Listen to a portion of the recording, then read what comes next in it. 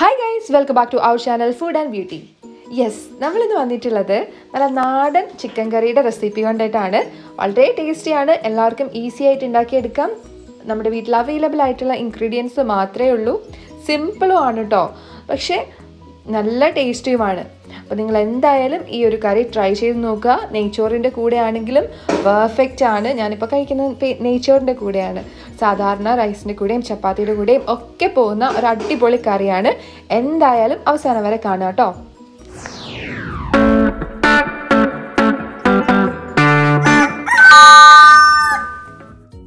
അപ്പോൾ നമുക്ക് റെസിപ്പിയിലേക്ക് പോകാം. ഞാനിവിടെ എടുത്തിട്ടുള്ളത് 1/2 കിലോ ചിക്കനാണ്. അപ്പോൾ ചിക്കൻ കട്ട് ചെയ്തേക്കുന്ന രീതി ഒന്നും നോക്കണ്ട, ഞാൻ തന്നെ കട്ട് ചെയ്തത് കൊണ്ടിട്ട് സ്പീഡിൽ കട്ട് ചെയ്തുകൊണ്ട് അങ്ങനെയൊക്കെ ആയിപ്പോയി. പക്ഷെ നിങ്ങൾ കട്ട് ചെയ്യുമ്പോൾ നല്ല അടിപൊളിയായിട്ട് കട്ട് ചെയ്തെടുത്താൽ മാത്രം മതി കേട്ടോ. അപ്പോൾ ഞാനിത് വിനെഗർ ഒഴിച്ചിട്ട് 5 മിനിറ്റ് വച്ചതിന് ശേഷമാണ് കഴുകിയത്. അങ്ങനെ ചെയ്യുമ്പോൾ വളരെ എളുപ്പമായിരിക്കും. ഫുൾ ബ്ലഡൊക്കെ പോയി നല്ല ക്ലീനായിട്ട് നമുക്ക് ചിക്കൻ കിട്ടും. ഞങ്ങൾക്കിവിടെ ഫ്രോസൺ ചിക്കനാണ് അവൈലബിൾ ആയിട്ടുള്ളൂ. അത് വെച്ചിട്ടാണ് ഞാൻ ഉണ്ടാക്കുന്നത്. നിങ്ങൾ ഉണ്ടാക്കുമ്പോൾ സൂപ്പർ ടേസ്റ്റ് ആയിരിക്കും ഇതിൽ. പിന്നെ നമുക്ക് വേണ്ടത് 2 സവാള വളരെ സ്ലൈസായിട്ട് വളരെ നൈസായിട്ട് അരിഞ്ഞെടുത്തേക്കുന്നതാണ്. പിന്നെ സവാള അരിയുമ്പോൾ ശ്രദ്ധിക്കേണ്ട കാര്യം, കട്ടിയുള്ള ഭാഗങ്ങളൊന്നും എടുക്കരുത്. ഒരു ഹാർഡസ്റ്റ് പോർഷൻ ഉണ്ടല്ലോ, അത് നമുക്ക് റിമൂവ് ചെയ്യണം. അതുപോലെ കവറിങ് ആണെങ്കിലും ചീത്തയായിട്ടുള്ളതുണ്ടെങ്കിലും ഹാർഡായിട്ടുണ്ടെങ്കിലും അതൊക്കെ അവോയ്ഡ് ചെയ്യാം കേട്ടോ. എന്നാൽ തന്നെ കറി അടിപൊളിയായിരിക്കും. പിന്നെ നമുക്ക് വേണ്ടത് ഉള്ളിയാണ്. ഒരു വാളം ഉള്ളി ഇതുപോലെ എടുത്ത് കട്ട് ചെയ്ത് ഞാൻ വെച്ചിട്ടുണ്ട്. സവാള ചേർത്താലും ഉള്ളി ചേർക്കുമ്പോഴാണ് ഒരു പ്രത്യേക നാടൻ ടേസ്റ്റ് വരുന്നത്. പിന്നെ നമുക്ക് വേണ്ടത് 3 പച്ചമുളകാണ്. നിങ്ങൾക്ക് വേണമെങ്കിൽ നീളത്തിൽ അരിഞ്ഞെടുക്കാം. ഞാൻ ഇപ്പോഴും വട്ടത്തിൽ അരിയാറ്, കാരണം അതിൻ്റെ അരിയൊന്നും അപ്പോൾ കറിയിലേക്ക് വീഴില്ല. പിന്നെ വേണ്ടത് ഒരു 4 ടേബിൾ സ്പൂണോളം ഇഞ്ചി വെളുത്തുള്ളി ചതച്ചത്. അപ്പോൾ ഇഞ്ചിയും വെളുത്തുള്ളിയും തൊലിയൊക്കെ കളഞ്ഞിട്ട് ജാറിലോട്ടിട്ട് ജസ്റ്റ് ഒന്ന് ക്രഷ് ചെയ്തെടുത്ത് വെച്ചാൽ മതി. പിന്നെ വേണ്ടത് കറിവേപ്പില, ഒരു തക്കാളി ചെറുതായിട്ട് അരിഞ്ഞത്. അപ്പോൾ ഇത്ര സാധനങ്ങളാണ് വേണ്ടത്. ഇനി നമുക്ക് കറി ഉണ്ടാക്കാനായിട്ട് തുടങ്ങാം. ഞാനിവിടെ ഉണ്ടാക്കുന്നത് ചട്ടിയിലാണ്. ചട്ടിയും വെളിച്ചെണ്ണയും അടിപൊളി കോമ്പിനേഷനാണ്. അപ്പോൾ ഇങ്ങനെ ഉണ്ടാക്കുവാണെങ്കിൽ സൂപ്പർ ടേസ്റ്റ് ആയിരിക്കും, കുറച്ചും കൂടി അടിപൊളിയായിരിക്കും. ഇനി ചട്ടി ഇല്ലെങ്കിൽ സാധാരണ രീതിയിൽ ഉണ്ടാക്കിയാൽ മതി.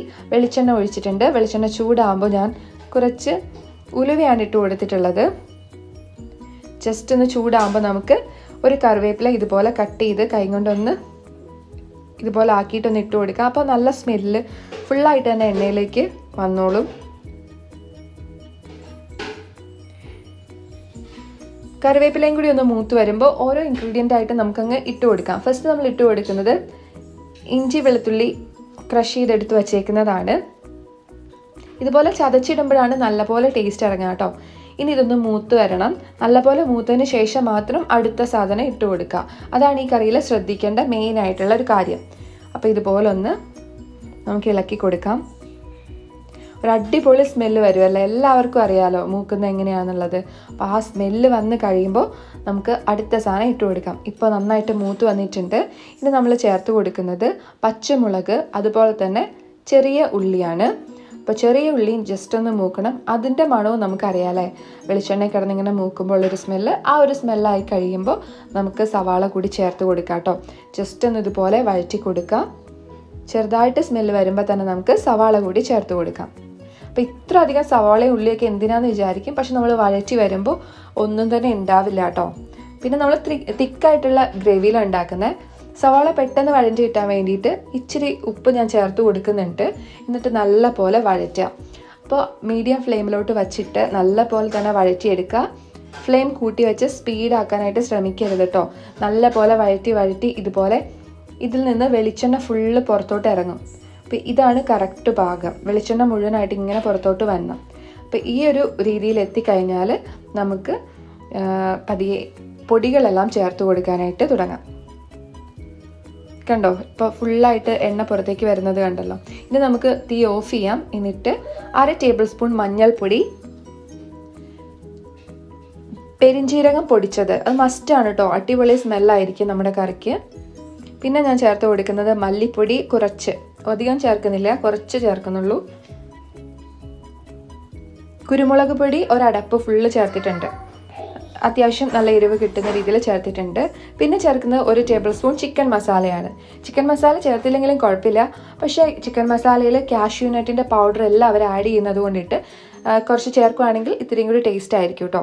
പിന്നെ ഉലുവപ്പൊടി ഒരു സ്വല്പം. പിന്നെ വേണ്ടത് മുളക് പൊടിയാണ്. മുളക് പൊടി 1 ടേബിൾ സ്പൂൺ സാധാരണ മുളക് പൊടിയും 1.5 ടേബിൾ സ്പൂൺ കാശ്മീരി ചില്ലി പൗഡറുമാണ് ഞാൻ ചേർക്കുന്നത്. ഒരു കളറിന് വേണ്ടിയിട്ടാണ് കാശ്മീരി ചില്ലി പൗഡർ. പിന്നെ കുറച്ച് ഉപ്പും കൂടി ചേർത്ത് കൊടുത്തേക്കാം കേട്ടോ നമുക്ക് എന്തായാലും.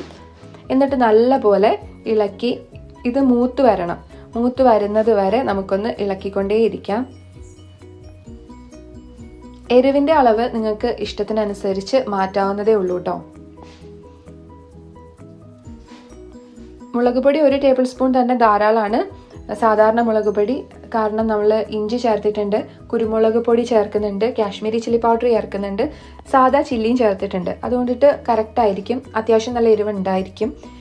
ഇനി നല്ലപോലെ മൂത്തതിന് ശേഷം നമുക്കതിലേക്ക് ബാക്കി വന്നിട്ടുള്ള കറിവേപ്പിലയും അതുപോലെ ഒരു തക്കാളി കട്ട് ചെയ്തതും കൂടി ഇട്ട് കൊടുക്കാം.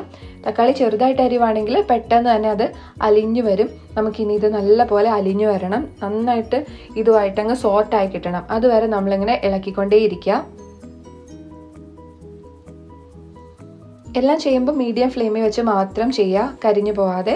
അപ്പോൾ ഇപ്പോൾ നല്ല പോലെ ജ്യൂസി ആയിട്ട് വന്നിട്ടുണ്ട്. ഈ ഒരു രീതിയിലേക്ക് വരണം. ഇപ്പോൾ വീണ്ടും എണ്ണയൊക്കെ തെളിഞ്ഞു വരുന്നതായിട്ട് നിങ്ങൾക്ക് കാണാൻ പറ്റും കേട്ടോ. ഈ ഒരു കൺസിസ്റ്റൻസി കറക്റ്റാണ്. ഇതുപോലെ എണ്ണ തെളിഞ്ഞു വരണം, എന്നാൽ മാത്രമേ നമ്മുടെ ചിക്കൻ കറിക്ക് അടിപൊളി ടേസ്റ്റ് ഉണ്ടാവുള്ളൂ. അപ്പോൾ ഇനി നമുക്ക് ഇതിലേക്ക് വെള്ളം ചേർത്ത് കൊടുക്കാം. അപ്പോൾ നേരത്തെ വെള്ളം ഒന്ന് തിളപ്പിക്കാൻ വച്ചേക്കാം കേട്ടോ. തിളച്ച വെള്ളം തന്നെ അങ്ങ് ചേർത്ത് കൊടുക്കാം. അപ്പോഴാണ് കറിക്ക് അടിപൊളി ടേസ്റ്റ് ഉണ്ടാവുക. അല്ലെങ്കിൽ എന്താ പറ്റുന്നതെന്ന് വെച്ച് കഴിഞ്ഞാൽ കറി നല്ല ചൂടിലായിരിക്കും, നമ്മൾ ചേർക്കുന്ന വെള്ളം തണുത്ത വെള്ളമായിരിക്കുമല്ലോ. അപ്പോൾ ടെമ്പറേച്ചർ ഡിഫറൻസ് വരുമ്പോൾ പെട്ടെന്ന് തന്നെ ഷ്രിങ്ക് ആയിപ്പോവും. അതുപോലെ അതിൻ്റെ സ്മെല്ലും എല്ലാം മാറിപ്പോവും, ഒരു സ്മെല്ലൊക്കെ പോവും നമ്മുടെ കറിയുടെ. അപ്പോൾ നല്ല അടിപൊളിയായിട്ട് കിട്ടണമെന്നുണ്ടെങ്കിൽ ചൂടുള്ള വെള്ളം തന്നെ ചേർത്ത് കൊടുക്കുക. അപ്പോൾ നമുക്കറിയാം ചേർക്കുമ്പോൾ തന്നെ ഇത് തിളയ്ക്കാനായിട്ട് തുടങ്ങുന്നതായിട്ട് കാണാൻ പറ്റും കേട്ടോ. ജസ്റ്റ് ഒന്ന് തിളച്ച് വീണ്ടും എണ്ണയൊന്ന് പൊങ്ങി വന്നോട്ടെ. അപ്പോൾ നമുക്ക് ഇതിലേക്ക് ചിക്കൻ ചേർത്ത് കൊടുക്കാം. നല്ല പോലെ തിളച്ച് വരുന്നുണ്ട്. അപ്പോൾ ചിക്കൻ വേവാൻ ആവശ്യത്തിനുള്ള വെള്ളം അങ്ങ് ചേർത്ത് കൊടുത്തേക്കാം കേട്ടോ. ചട്ടിയിലായതുകൊണ്ട് കുറച്ച് വറ്റി പോകാനായിട്ട് ചാൻസ് ഉണ്ട്. അപ്പോൾ അതും കൂടി കണ്ടിട്ട് നമുക്ക് ചേർക്കാം. അപ്പോൾ ഞാൻ ഈ കറി എടുക്കുന്നത് പിറ്റേ ദിവസമാണ്, അതുകൊണ്ടിട്ട് ഞാൻ ഇച്ചിരിയും കൂടി വെള്ളം ചേർത്തിട്ടുണ്ട്. കുറച്ച് തിക്കായിട്ടുള്ള ഗ്രേവിയിലാണ് എനിക്ക് കിട്ടേണ്ടത്. അപ്പോൾ നിങ്ങളുടെ പാകം അനുസരിച്ചിട്ട് വെള്ളം ചേർത്ത് കൊടുക്കുക. കണ്ടോ, ഇപ്പോൾ നല്ലപോലെ തിളച്ച് വരുന്നുണ്ട്. ഇനി നമുക്കിതിലേക്ക് ചിക്കൻ ചേർത്ത് കൊടുക്കാം.